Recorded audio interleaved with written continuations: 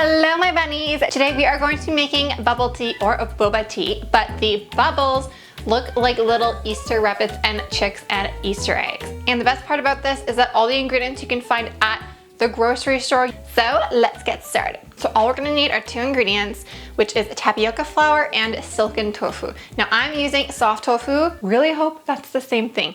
I'm trying this the first time on camera, so it might be like a total mess, but I hope not. So first I'm gonna pour the tapioca flour into a bowl. We're going to need 50 grams of tofu. So this container, I think most tofu containers are like 300 grams. So an easy way of measuring it is math. But this is simple math that even I can do. I'm going to slice this in half while it's still in the container. So that's 150, 150. And then I'm going to cut it into thirds. And see, I already messed up. But anyway, so one of these cubes is 50 grams. I'm just going to scoop it out. Look. Oh, that's so perfect. I am proud. Okay. And I'll just plop that right in there. And now we just mix it together. So I really hope this works. Okay, so it's looking a little dry, and they said that if it is dry, you can add a little bit more tofu. So that's what I'm gonna do. Okay, so you can see that it's like a dough now, and when you touch it, it's like a little sticky. That's what you're looking for. I am happy with the texture of the dough. So you see me put it down, and it remains a ball, right? It's not kind of like slowly looks like it's melting.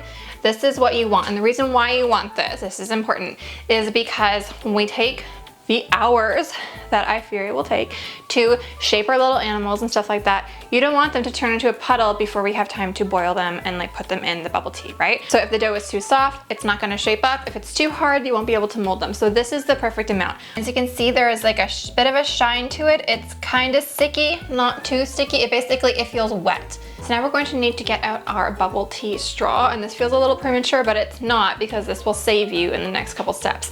So we want to make sure that our shapes fit in here. How tiny is this? I'm scared.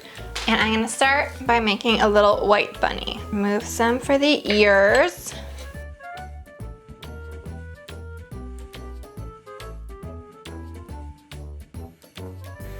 Confirm. It might go sideways. I can't do it smaller than this. Okay, this is what the rabbit looks like. Now for the chickens, I wanna make them yellow. So I'm just gonna cut some dough off and then dye this yellow. There we go, so there is my yellow. And now, I think what I'm gonna do is just shape it into little balls, and then I will add the beaks, which will be like their defining features.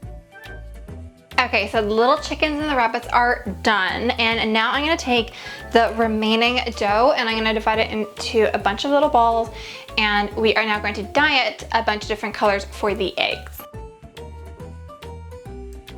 I am exhausted, but I have made all of the little bubbles, and now what we're gonna do is do the little eyes. That is the final detail, and I'm gonna get some black food coloring and a toothpick and just ever so slightly touch it to the rabbit and the chicken eyes. I don't want to add too much, because then like the food coloring is gonna bleed everywhere, just like the faintest amount.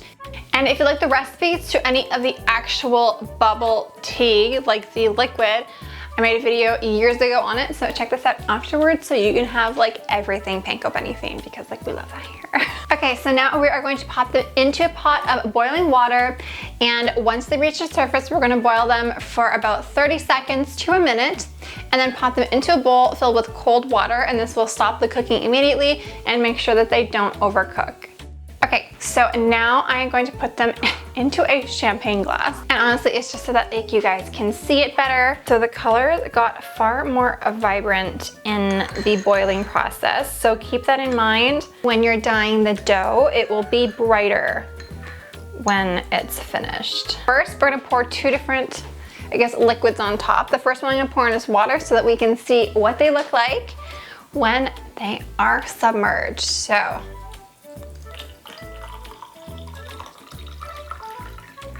give it a little stir. Oh my gosh, these are so cute. All right, moment of truth. Will they fit into the straw? Let's try a rabbit. Oh my God, it worked. Okay, let's try an Easter egg.